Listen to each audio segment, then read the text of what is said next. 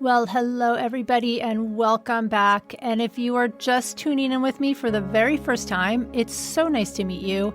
And I'm really glad you're here with me today.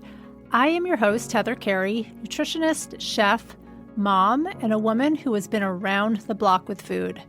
I want to open up about real food in relation to health, weight, and our bodies so you can make peace with what you eat.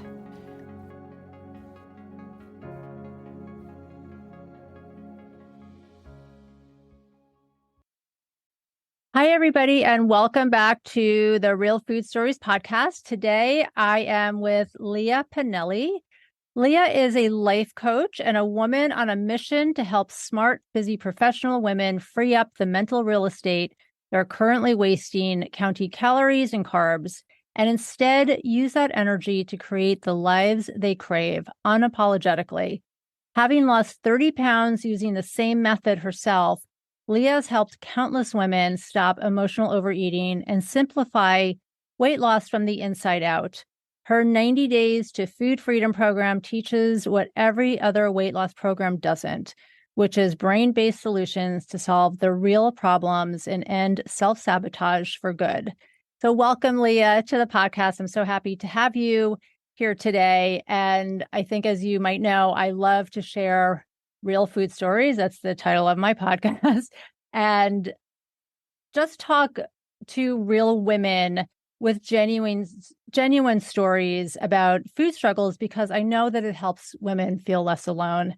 So I know you have a personal story around food and weight loss. So why don't we just jump in and start with that, and then we'll talk about what you do and what you've learned from your story. Yeah, absolutely. Well, first of all, Heather, thank you so much for having me. I'm so excited to be on the show today. Yeah, a little bit about my personal story. I'll keep it brief, but basically I had struggled with food and weight since I was 9. And I say 9 because 9 years old was when I really became aware that it was a problem, quote unquote. I had always been teased for being, on the heavier side. But kids tease, we all tease about something. So it didn't really, seem like it was a thing until my mom, I think at the urging of my pediatrician, had this very sensitive, she was very, very aware of, being really careful with this discussion, but she came to me and she said, I think I think we need to go on a diet. And I remember thinking, oh, wow, like I am different then, because my sister, who's 3.5 years older than me, she didn't need a diet. And my brother didn't need a diet. And my dad didn't need a diet, but me and my mom did, and so I became very aware of like, oh, there's something wrong. And that was when I first started dieting, of course. And then you name it, I tried it. So every diet in the book. I definitely had a bout of some disordered eating in college. I was going UC Berkeley, and there was a lot of pressure that I was putting on myself, to be fair. But that really resulted in some, troubling behaviors with food. And then, of course, I dieted all into my 20s and even 30s. And it wasn't until I had my son at the age of 36 that I was like, I don't have time for this. Like, forget it. I'm like, nothing's worked. It's been decades. I have better things to do. I've got a baby, I've got a career. But I had a really demanding but satisfying career as a high school assistant principal at the time. And I just thought, I don't have time for this anymore. And so I did embrace my curves. And I'm very much an advocate of body diversity and curvy women. But it was what bothered me was less the 30 pounds that I was carrying. And what bothered me more was my eating behaviors, my relationship with food. And I don't mean it in a disordered way. The disordered eating that I referred to was really in college, but it was more like I was constantly thinking about food. I was constantly hungry. I was constantly craving, I had a total Trader Joe's dark chocolate covered peanut butter cup habit every night, and it was that kind of like pull, like I felt like food had power over me that I didn't love. I didn't love that.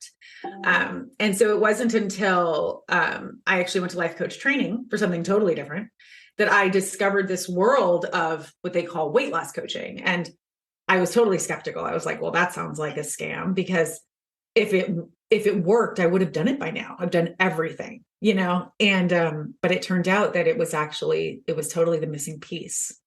So that sounds like as so many women's stories, right? They start like, they have these seasons of life. They start when you're really young, 9. I know, I mean, I have my own story. My story starts at 11, but it was probably there at 9.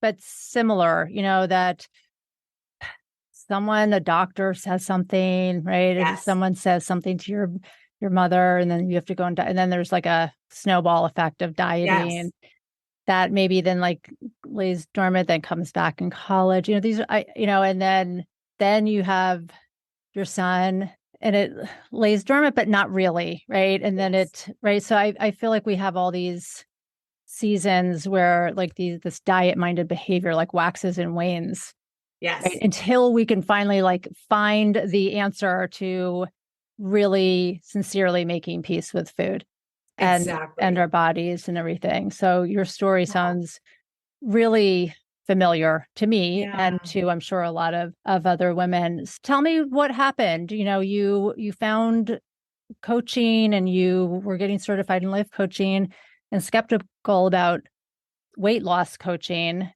Yeah. And how did that turn out?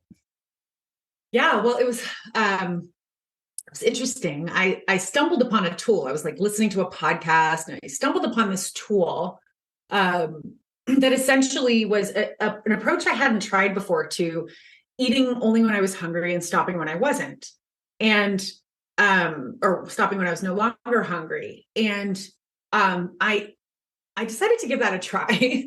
And it sounds like, oh well, I mean that's kind of obvious, but it's not. In our culture, we are told to fear hunger. We are told to eat before you're even hungry because you don't want to get hungry later. Yeah, I don't even get like women are always carrying, snacks in their bags just in case you get hungry. And it's like this, we're kind of taught to fear our hunger and to fear ourselves. Like, oh my gosh, if I allow myself to get hungry, I'm going to become this ravenous beast. I'm going to eat the entire kitchen. Or, it's like, what the heck? Hunger is an actual normal signal that our body is supposed to have that lets us know when it's time to nourish ourselves. But I didn't trust my own hunger. So I implemented this tool, and mind you, it was just a mindset tool. And I do teach that tool now. It's actually the first thing I teach my clients, because so many of my clients are like me. We don't even know when we're hungry. And often we're never hungry because we're always eating. We're eating 3 to 5 meals a day, and you eat breakfast because it's breakfast time, and so we don't really question. And then we don't even know and then a lot of women will have shame around this, Heather, and I'm sure you've experienced this before, where they'll say, I don't even know what hunger feels like. I don't think I'm ever hungry. And that shame is totally unnecessary because we are socialized to never feel hungry. And then stopping when you're not hungry, that part was certainly the hardest part for me, and I think it's the hardest part for most of us. But that has so much to do with what I learned later as I started to really get into the study of what was happening biochemically in my body. I started to really understand why I didn't have there was no, oh, I feel satisfied. I was either ravenous or stuffed. Like there was just two modes for me. And I couldn't feel the nuance between ravenous and stuffed. And so one of the things that I learned is that when I'm putting highly processed foods into my body, and when I say highly processed, I mean, I know you appreciate this, right? But when I say highly processed, I mean anything that's processed: flour, sugar, all of those. And these are not bad foods, by the way. I'm Italian American, pasta for life, right?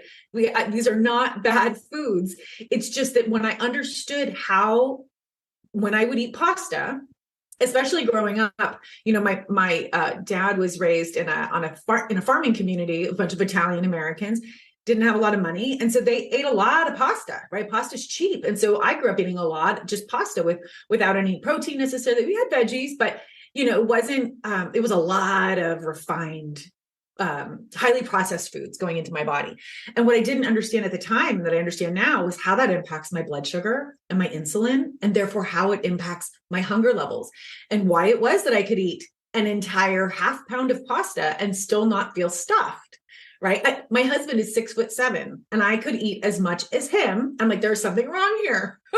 I'm 5'7". Like, this doesn't make sense. Why can I eat so much? And like I said, it wasn't about the weight, the additional weight I didn't love, but I didn't hate it either. It was about the why can I not feel satisfied? Why do I need more and more and more to feel satisfied? And when I learned through that, there's a mindset, there's a narrative that's important to address when it comes to food, but there's also an actual biochemical response, physiological response that our bodies have that for some of us, it's the whole reason why. And I love to tell people about this. You know, my sister was the quote unquote skinny sister. And she didn't have this overeating tendency. We were raised in the same house, same parents, same foods. She could have a serving of pasta and be done. And I had to have 2 and 3 and 4 servings to feel like I could be done. And I was totally stuffed and had to like unbutton my pants.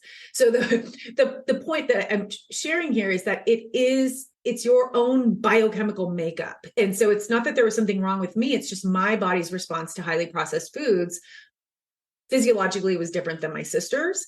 And so therefore, if I shifted the foods that I was choosing to eat on a regular basis, it's not even that I would lose weight. The 30 pounds of weight loss, I always say it was a byproduct of the actual balancing of my hormone levels when it comes to my hunger and when it comes to my cravings. So I had an over hunger for food and over craving for food for certain foods like pasta and chocolate.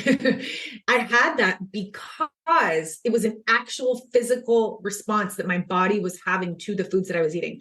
So I always like to share that with people because it's a two-pronged approach. It is definitely your mindset, but it is also the highly processed foods that a lot of us are eating that's actually causing us to be hungrier and to crave more.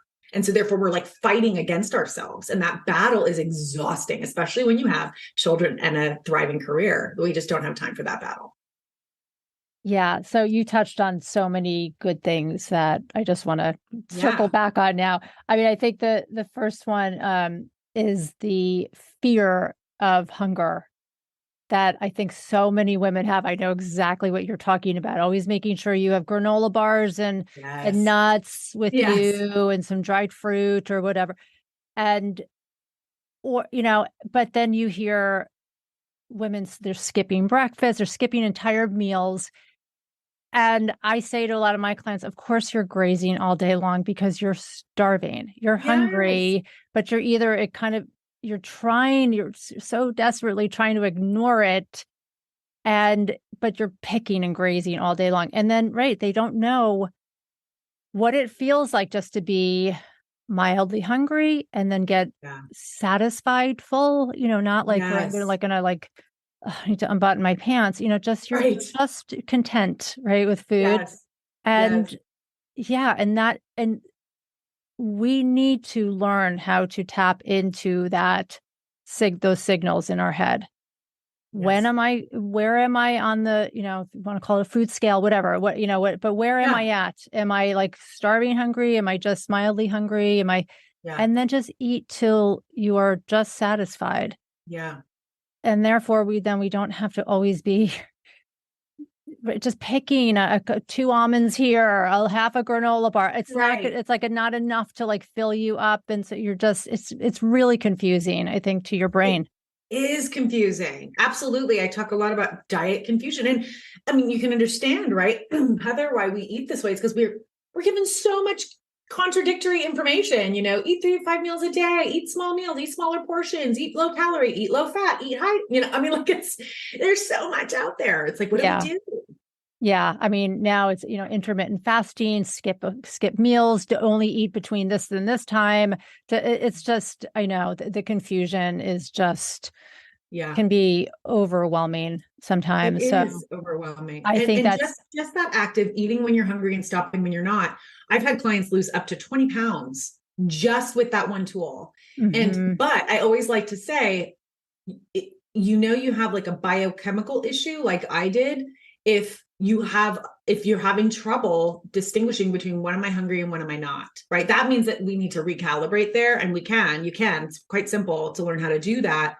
but that really has to be addressed before, or else you end up, eating only when you're starving and stopping when you're stuffed. And that's beyond what we want to do. Yeah. Yes, definitely. And then you also mentioned just eating processed foods, which, right, Yeah. nothing wrong with them. Pasta's Right. delicious. I love pasta. Yes. But when you're eating a lot of those quick and convenient foods, or Yes. you're always eating like a half of a granola bar, you're not filling yourself up, I think, with like good, nutritious, filling food, like that Yeah. fills you in like the right way. So then you're always Yes. eating like stuff that's messing with your insulin levels and your blood Yes. sugar. And yeah, I know that feeling with pasta. I mean, you could eat the Forever. entire box of pasta and not feel, and then but then 30 minutes later, you're like, ugh, I'm so stuffed, I'm gonna die. Yes. And Totally. so I think those types of foods, white flour, more processed foods, right, definitely lead to some confusion. I think because it's hard to monitor your fullness with Yeah. it because it metabolizes so quickly, Exactly. and so yeah, so making a switch to more filling whole foods, I think, is what you're saying. Yeah. And I think that is for me in the work that I do, that is the first step with clients. So only so that they can actually get in touch with their hunger and satiety. And then we get to work on your brain. And what I mean by that is the thoughts you're thinking, the stories that you're telling. Because, when you were just talking about pasta and you can eat it and eat it and eat it. And I really can. Like, I could, I should be in a pasta eating contest, I mean, I would win. But what happens is, I can feel like it's like a switch where I'm like, oh, I can just keep going and going. And then what happens is a lot of times then our brains kick up and then your brain will say, oh, you should stop. You should only have one cup. This is too much. You're going to gain weight. Your pants aren't going to fit. Like, you're ruining your diet. All these things that our brains tell us. And so that's the narrative piece that comes in. And you know what that narrative piece does is it causes anxiety in you. It causes shame. What do we do when we feel anxious and shameful? Women like me, we eat to numb the feeling, right? Like, I don't like that Mhm. feeling of anxiety. So it actually, and for not everybody's experienced this, but a lot of us have, where you're like, okay, you put it away. Okay, I'm not having any more, and then you end up going back for more anyway, right? And I remember seeing once, I'll never forget this. I admittedly am, I'm a pretty passionate feminist, and I have a very anti-feminist habit of watching the Real Housewives of whatever city. And I'll never forget watching one episode. I think it was OC. It was many years ago, and watching one of the housewives. No shame here because I've been here, but they were all eating out, and she had French fries, and she was trying to stop herself from eating the French fries. So she grabbed some packets of Sweet and Low and dumped them all over the French fries. Right. And I remember thinking, oh my God, that is so pathetic, but also thinking, and I totally relate. Like, I've done that, I'll tell you another quick story, Heather. When I was an undergrad, I had chocolate cake, and I remember I ate a bunch of it, and then I went over to the trash. I opened it, I threw it in the trash, closed the lid, and then you better believe that I went back and ate it out of the trash later. I hadn't put a bunch of trash on top. It was still on the top of the trash. But the point is that it's like, that was the same feeling that I had, that I related to when watching this Real Housewife. It's like, we think we have to make food disgusting in order to stop ourselves. And the truth of the matter is like, this is where the narrative comes into play, where when you notice that you're eating and eating and eating the pasta, or eating and eating and eating the fries, the narrative that comes in to tell you that you're bad, or you're wrong, or you should have more control, or this is so bad, I'm so bad, all of that is actually perpetuating the eating. We don't realize it. So when we can pull back and use a lens of compassion and curiosity to say, well, of course you want to keep eating French fries. They're delicious. Like, there's nothing wrong with you. These are French fries. But at the same time, curiosity, what's going on here? Okay, well, what's really happening that I'm opening the trash can and going back for that chocolate cake? There's something deeper, on a deeper level, that's happening for you. And when you can look at that with compassion and curiosity, those are the two C's that I will not ever stop screaming about from the rooftops, then you actually start a different conversation with yourself, one that's a bit rooted in love and not rooted in shame. Yeah, such great examples that I love. The French fries with the sweet and low example. I mean, both of those stories are so relatable. Yeah. I mean, I'd say all of us can say that we have probably to some extent done something like that. At the very least, thought, how could I be eating so much? I feel Yes. disgusting about myself. I'm so Yes. ashamed. And then, right, the anxiety, oh my God, I'm going to gain weight. And then but you still then go back for more. Yeah. It's like this crazy cycle. And the compassion and curiosity, which I probably use the word awareness, maybe, but Yeah. I mean, I'm the same. I mean, Yeah. I think, right, we have to have that with a dialogue with ourselves about what's going on here. Or like, yeah, you know what? I'm having a terrible day today. And that triggers my like full blown desire to just like eat the whole bag of cookies or whatever it Yeah. is. Yeah. And have compassion for Yeah. yourself, because Yeah. there's no perfection here, but food is complicated. And if Yeah. we've grown up with like strict food rules, I mean, I think that's why so many women, I mean, the diet industry is so crazy, because I think for a lot of women, it puts them in like, here's your rules to follow. And most people can do that for 30 days, they can follow the rules. But then life happens, and like we want to be eating. I mean, we want to be eating what we want to be eating and not somebody else's food plan. And I think it gets confusing. And that's why, I mean, for me, so many of my clients have been on diets, off diets, I mean, their whole entire lives. And Yeah. I know that you can relate to that, just being Yeah. starting from when you were Absolutely. 9 years old, being on Yes. diets. I mean, I can as well. So, Yeah. yeah, really, really great points to consider. I mean, I think that the foundation starts with like just tuning into ourselves and Yes. having a dialogue with ourselves, and just with compassion, Yes. Absolutely. I just like couldn't you agree would with you talk to a more. friend, if Yeah. they were doing the same thing, you'd be, Yeah. And you know what I often will say to clients is, if you have a child, imagine that you're watching your child feel like he or she can't stop, a little kid, he or she can't stop eating. What would you say to them, right? I mean, would you be like, oh, you're disgusting, what's wrong with you? No, we'd be like, sweetie, what's going on? We would want to get to the root of it. And if you don't have your own child, thinking about you when you were 5 and picturing yourself, and I can, because this is my whole life, right? Overeating the pasta, and like thinking, if I was able to have a conversation with that little 5-year-old right now who was stuffing herself, or 10-year-old right now who was stuffing herself, what would I say to her? What would the thoughts be that I would have about her? And then I want you to turn those thoughts around for yourself, right? Because, and even though some people think, oh, but I would, if I have compassion for myself, I'll just keep going. And I promise you the opposite is true. It's when we shame ourselves. Shaming always leads to hiding. When you shame, you hide. And when you hide, what do? We eat what we hide. We're going to go into our little corner with our bag of Doritos or whatever it is, and we're just going to stay there where nobody can see us. So, but when you have compassion and curiosity, it really allows you to open up. And the other thing I was going to say too, when you were talking, Heather, is trust. As women, we do not trust ourselves. We do not trust ourselves. We do not trust our bodies. I mean, even, and I know I'm getting a little bit, but I'll just mention it. Like, even to birth babies, we don't trust ourselves. We feel like we need medical doctors. And I had my son in a hospital. I'm not poo-pooing that. I just mean that we are so detached, like you said, like it's about that real connection with your body and learning to trust your body, that we were made to give birth. Whether you choose to give birth or not is a totally different story. I just mean, we're designed for this, and we're also designed to eat, and we're also designed to stop eating when we're not hungry. And human beings are the only animals in the animal kingdom that actually carry additional weight, that is unneeded and unused.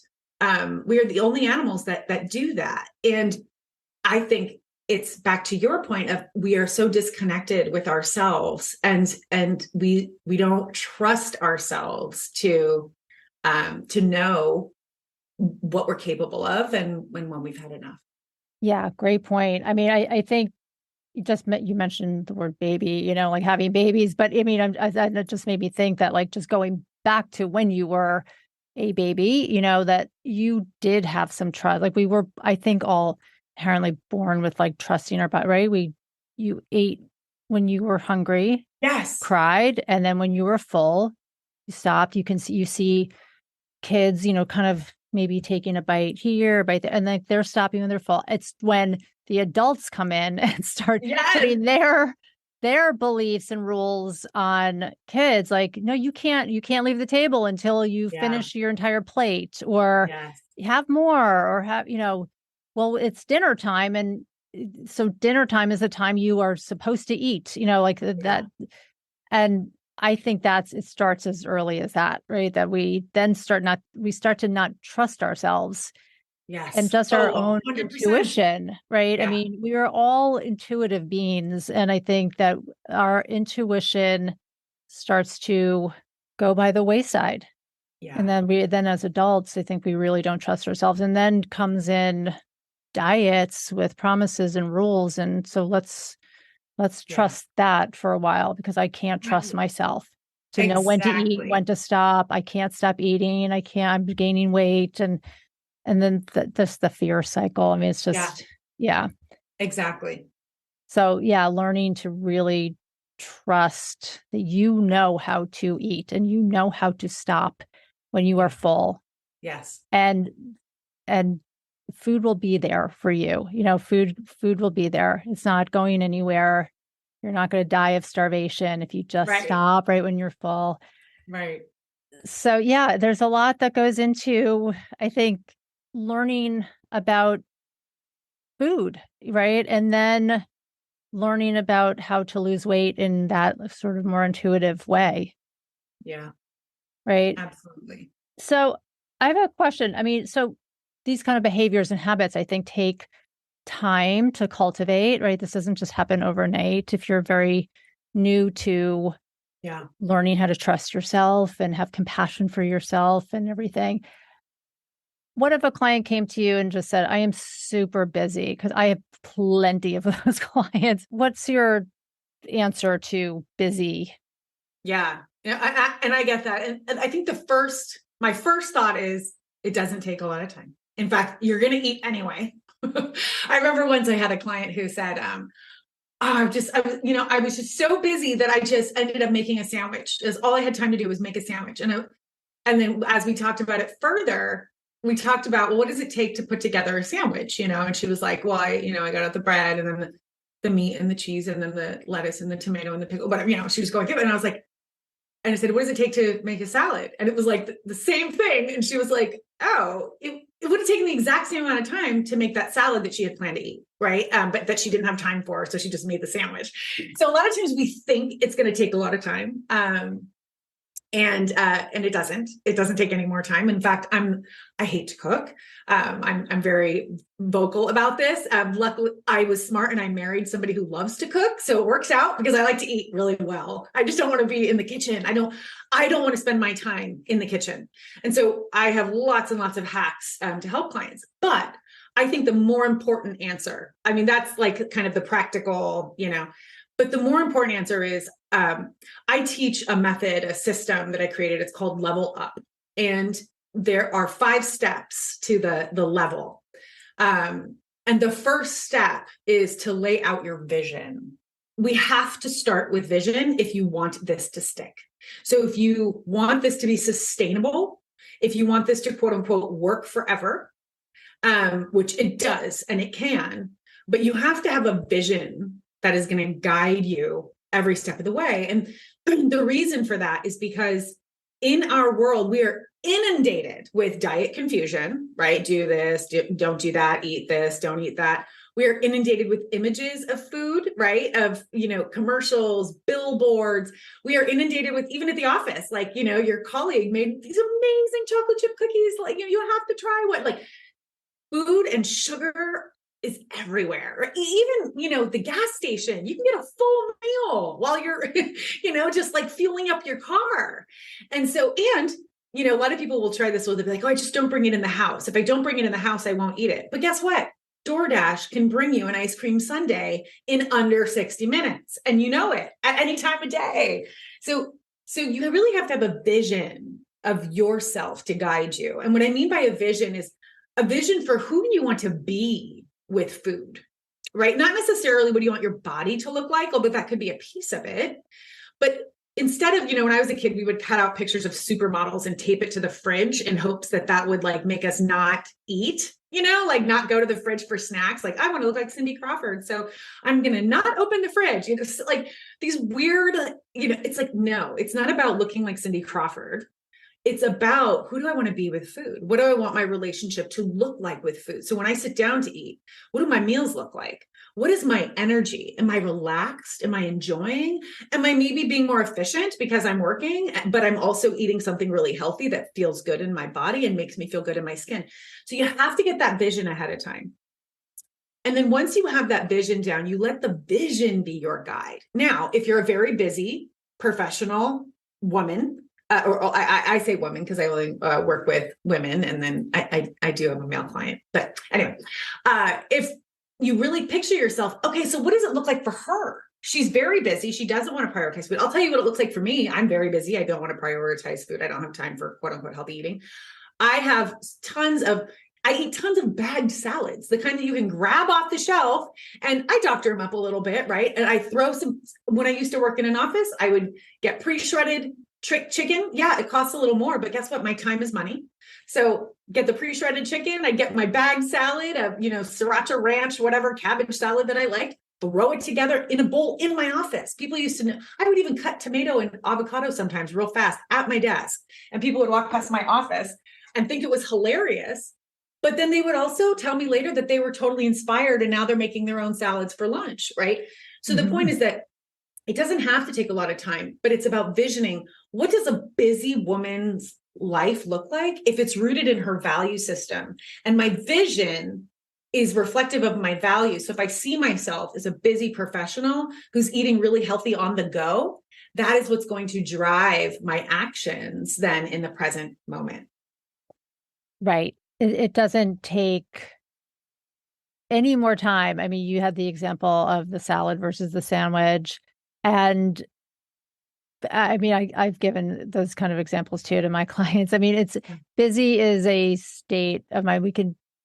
If healthy eating is a priority for you because it makes you feel better about yourself, I mean, because of so many, things that it would snowball into, then we can figure it out. I mean, how to work it into our lives. And it doesn't mean that you have to spend 6 hours a day in the kitchen. I mean, last thing I always say the last thing I want women doing is spending their entire Sunday food prepping. Like that sounds awful. Unless you want to. I mean, unless that's fun for you. Right. Unless totally. that works for you, Totally. But I know what you mean. I mean, I cook for a living as well. And I have spent my entire life cooking, and I do not want to be in my kitchen 6 hours a day.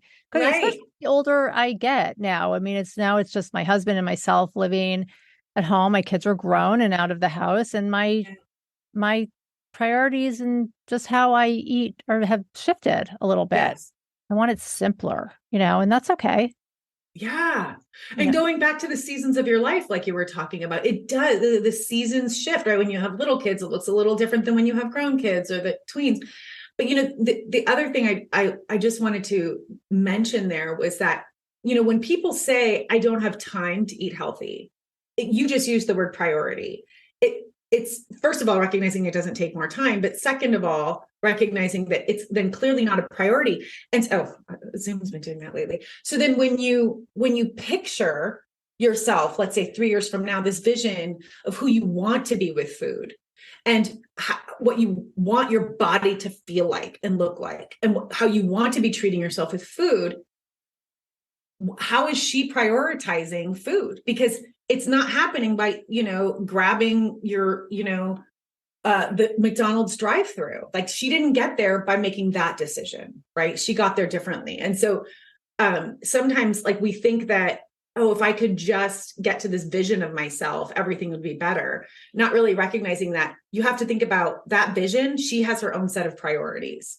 And so what are your priorities now? And are they matching hers? Or are we out of sync? Are we out of alignment? I use that word alignment all the time with my clients. It's about being in alignment with that vision of yourself, of who it is that you would most love to be in this world. And then really working from that place. Yeah, I just love having a vision, or your why, I sometimes call it, or, just something that like is your value system, right? Yes. That like doesn't waver, right? Yes. I mean, that's like rock solid, your like foundation. And to always keep that in mind is crucial. I mean, you have to have that to keep on your path, of better absolutely. eating and feeling good and whatever it may mean. If it's losing 30 pounds or if it's just getting more energy or whatever. That's right. Whatever the goal is. Absolutely. Why do you feel like, I mean, even though with a vision or your why or like having all this, self-compassion and everything, why do you think women self-sabotage? Yeah. We could be going along like, things are going great, and then something like has to trip us up. Is there what are your thoughts on that? So I have two kind of responses, but I actually think that they are both totally relevant. The first one is I teach clients this psychological concept called motivational triad, which basically is a concept in psychology that says that human beings are motivated by three things and three things only. The first is to seek pleasure. We are hardwired for this. This is a survival mechanism, right? Like, this is why women's breast milk is sweet. It is to keep the baby consuming food so that it will grow. This is why Mother Nature coupled reproduction with pleasure, right? Like, we are designed to want to feel good. So we can't get around that. Hardwired. The second thing that we're motivated by is to avoid discomfort or pain. And again, that's a survival mechanism, obviously, it's so that we can not walk through the fire back when we lived in caves, but instead walk around it because we want to avoid pain and discomfort. And then the third thing that we're motivated by, again, this is all hardwired, is we're motivated by energy conservation. So anything that our brain thinks will help us to conserve energy, also a survival mechanism. So we can have the energy that we need. If a saber-toothed tiger jumps out, again, back when we lived in caves, we had the energy to fight or to run. And so when you think about this motivational triad, it makes so much sense that in our modern world, it totally screws us over because saber-toothed tigers are extinct. So luckily we're not running from a whole bunch of wild animals anymore. Most of us, if you're listening to this podcast, probably not. But then B is that in our modern world, we have made pleasure so readily available at our fingertips at any moment in time. Like I mentioned earlier, DoorDash, or the fact that we have shelf-stable foods. But so the idea is that we have pleasure and literally our phones are a source of a dopamine hit. We have pleasure readily available at our fingertips all the time. So if you're hardwired to seek pleasure and you're hardwired to avoid pain and discomfort, well, in our modern world, we're not running from the saber-toothed tiger, but we register pain and discomfort as stress, exhaustion, boredom, overwhelm. Even excitement can feel uncomfortable in your body, right? And so what happens is we're hardwired then to your brain. Let's say you feel some stress, right? You've had a long day at work. You've got a screaming kid. You've got, your neighbor is really driving you crazy with the music, whatever it is. There's something, and we'll use stress just as the example here. Your brain is registering that as discomfort. And so then your brain is going to subconsciously even tell you to go find some pleasure because we got to get away from this discomfort. And by the way, do it with the least amount of effort possible because we want to conserve energy for survival. So that's what makes us walk to the pantry and grab the bag of M&Ms. It is pleasure. It is avoiding the discomfort of the stress, and it is quick and easy.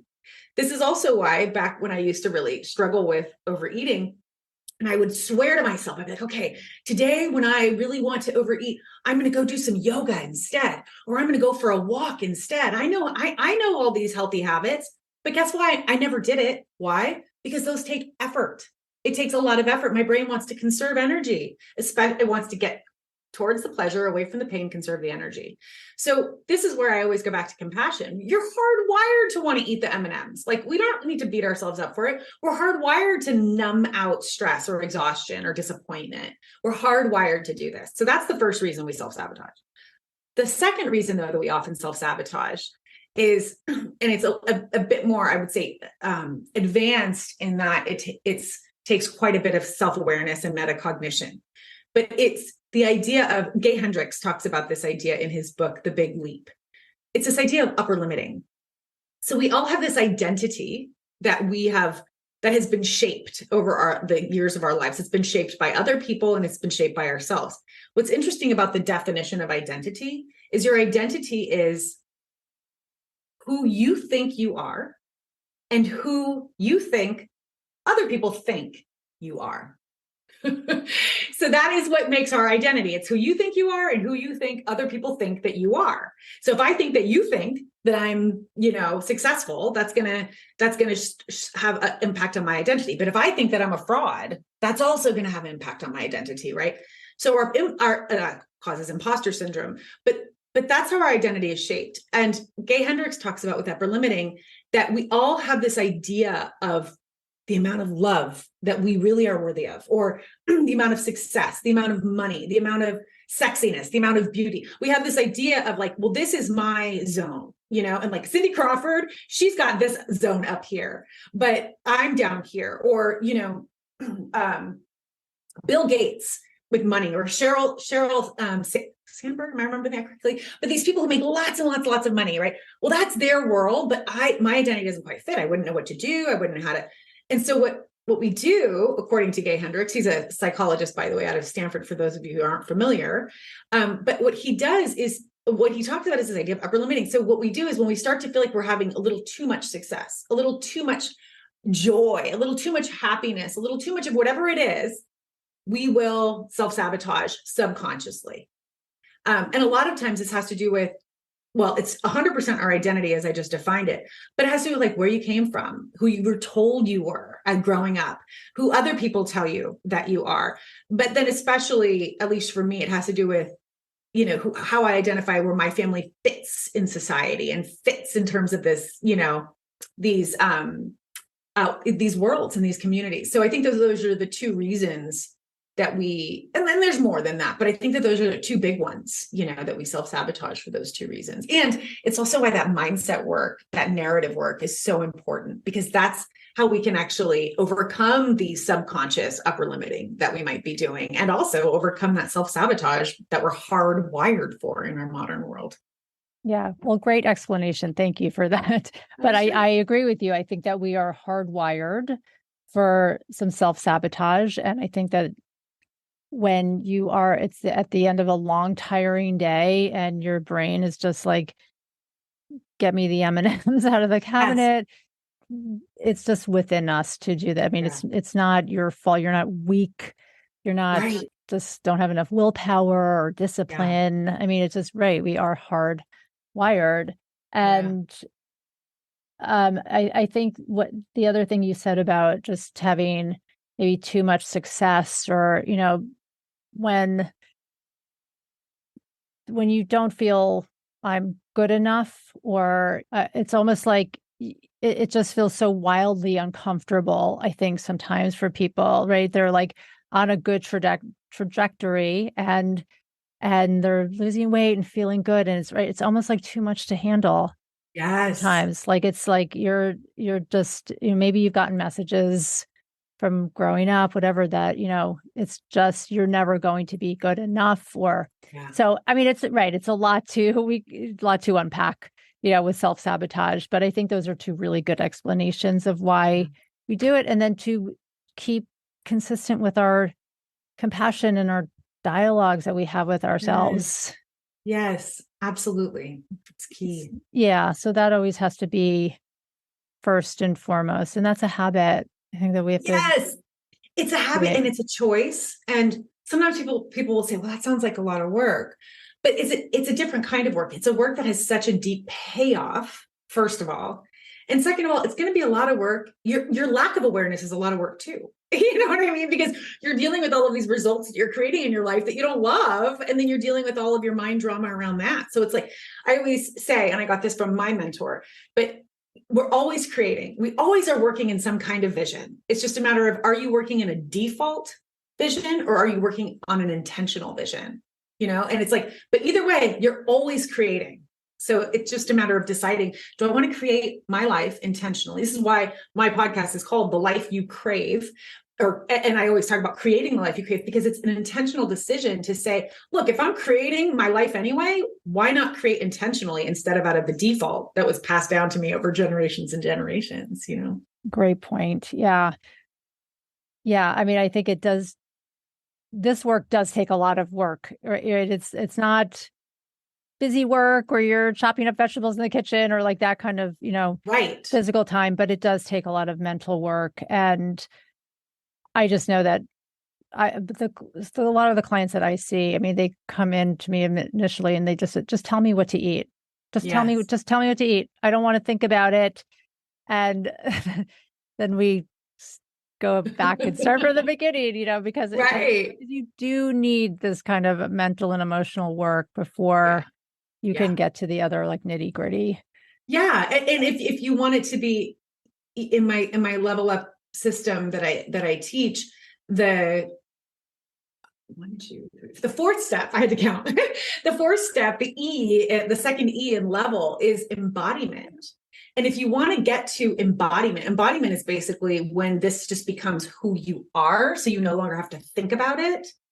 In order to get there, though, you have to invest your mental energy and start to shift your physical energy, right? And you do get to embodiment. I don't have to think very much about what I'm eating anymore. I think about it as much as probably, you would think a quote normal person thinks about it, as opposed to somebody who used to be food obsessed. But if you want to get to that place where you don't have to think about it, there's actually a journey that you need to go on in order to arrive at that place. Yes, I like to think of it like that too, as a journey. Yeah. And that takes work. Yeah. But it's worth it, right? Well, worth it in the end. Well, Lia, thank you so much. I really appreciate it. You've just given a wealth of information. And how can people get in touch with you if they want to hear more about your program or just reach out for more information? Yeah, you can head over to my website, liapinelli.com. And my name is LIAPINELLI.com. Great. Well, thanks. And as always, if you loved this podcast, please consider gifting me with a 5-star review. It is so helpful for me to get the word out on real eating, our real bodies, and real food stories. Thank you so much and have a great week. Bye for now.